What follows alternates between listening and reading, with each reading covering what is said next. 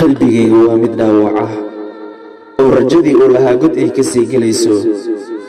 iima muuqato ififaale igu dhiirigelinayso inaan doonistii qalbigayga ku guulaysto.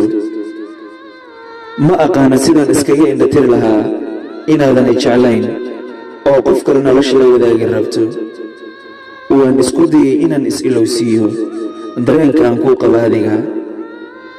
aniga iyo qalbigayga waxaana dhex maray dagaal culus. wuu iga diiday inaan xakameeyey qalbigayga madax adag.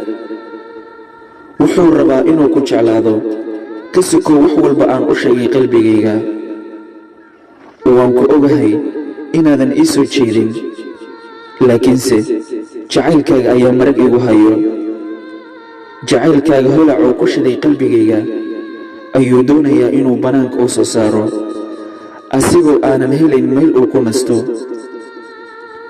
uma adkaysan karo inaan arko qof agaarahaaga ka dhow ama iga kaa sokeeyo aniga.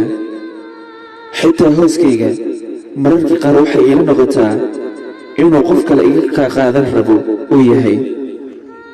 maxaan sameeyaa? jacaylkaaga ayaa iga qaaday dhammaan kontaroolkii nafteyda. ogow aniga adiga baan ku sugayaa. I love you. waa mursal xuseen mursal. bye bye.